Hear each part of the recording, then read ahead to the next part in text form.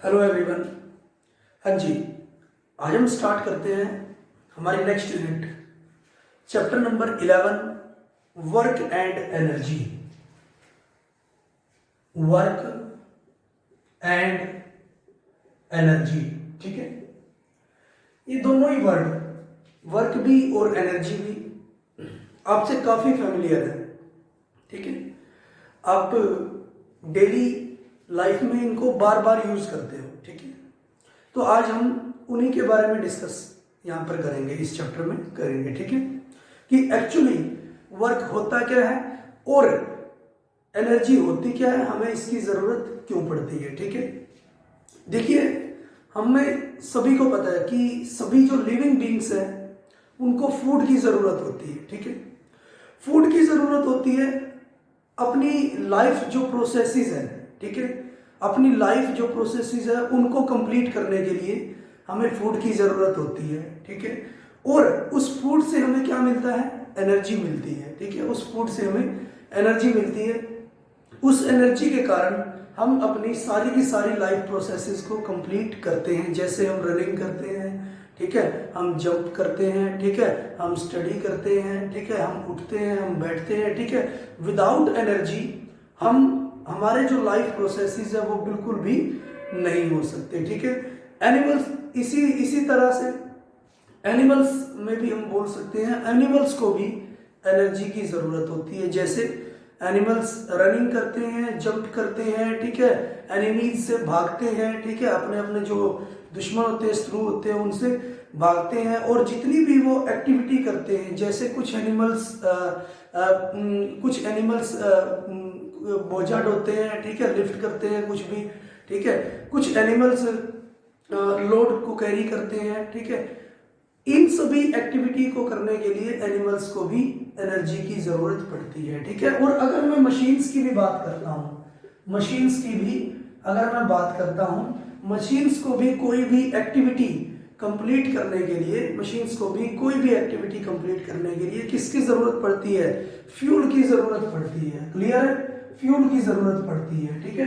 Fuel जैसे petrol हो गया, डीजल हो गया, ठीक है, तभी वो आगे वर्क कर पाता है, ठीक है, तभी वो मशीन आगे वर्क कर पाती है। तो लिविंग बींग्स के लिए जो फ्यूल है वो क्या होगा, फूड, ठीक है। फूड क्यों फ्यूल है, क्योंकि फूड से ही हमें एनर्जी प्रोवाइड होती है, ठीक है।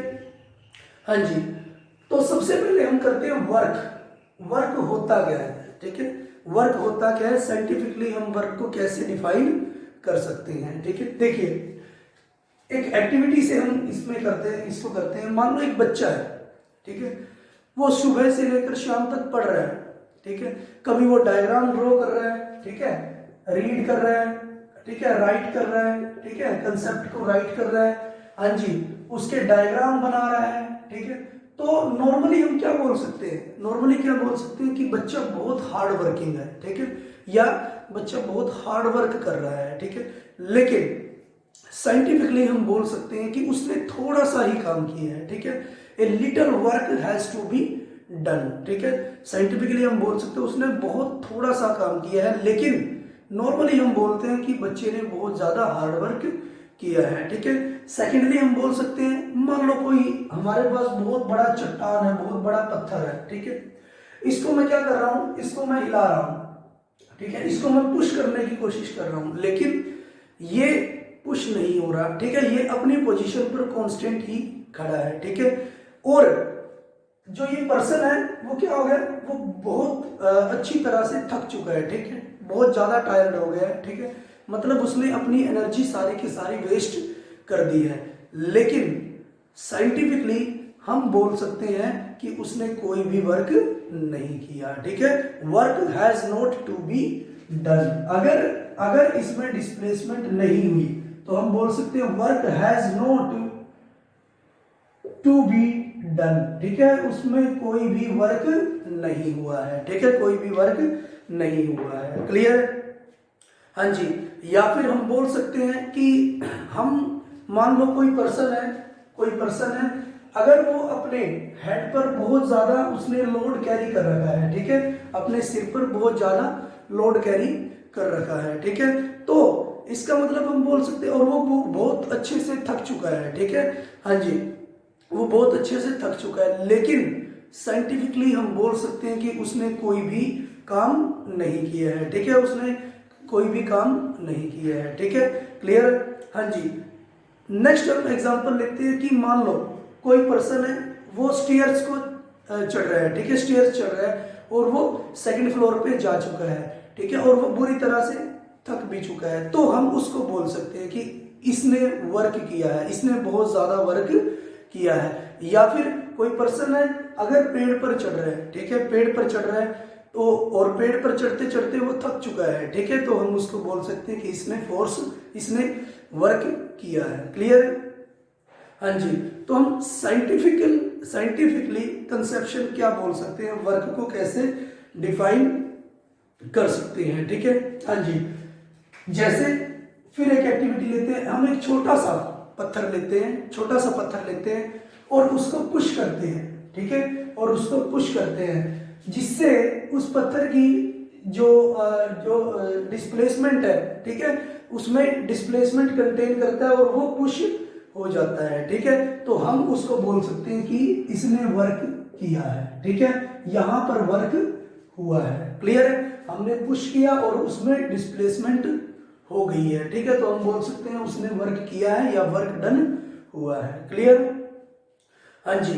या फिर मैं बोल सकता हूं कि मान लो कोई ट्रॉली है हमारे पास, ठीक है, ट्रॉली है, ठीक है, लगेज की, कोई पर्सन उसको पुल कर रहा है, ठीक है, उसको खींच रहा है, ठीक है, और वो ट्रॉली उस पर्सन की तरफ क्या आ रही है, खींची जा रही है, ठीक है, तो हम उस केस में भी हम बोल सकते हैं कि वर्क हो रहा है, ठीक है, work has to be done, ठीक है, वर्क हो रहा है, क्लियर है, हाँ जी। या फिर हम बोल सकते हैं जैसे ये मार्कर है, इसको मैं उठाता हूं, ठीक है, उठाता हूं, तो इसका मतलब इसकी क्या हो गई, डिस्प्लेसमेंट चेंज हो गई है, ठीक है, डिस्प्लेसमेंट चेंज हो गई है, तो इस केस में भी हम बोल सकते हैं कि वर्क हुआ है, work has to be done, ठीक है।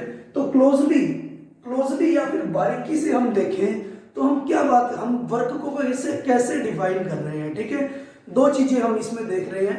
नंबर फर्स्ट, वर्क तभी होगा, work has to be done, work has to be done, ठीक है, वर्क तभी होगा, नंबर फर्स्ट, अगर फोर्स अप्लाई होती है किसी भी ऑब्जेक्ट पर, ठीक है, सबसे पहली कंडीशन क्या होगी, force should be applied on the object, ठीक है, force should be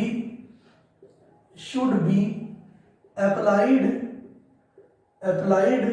on the object, की फोर्स अप्लाई होनी चाहिए, ठीक है, जैसे मैंने इस मार्कर को उठाया, ठीक है, मतलब मैंने फोर्स को अप्लाई किया इस ऑब्जेक्ट पर, जैसे पर्सन ने ट्रॉली को खींचा, मींस पर्सन ने फोर्स अप्लाई किया किस पर, ट्रॉली पर, क्लियर है।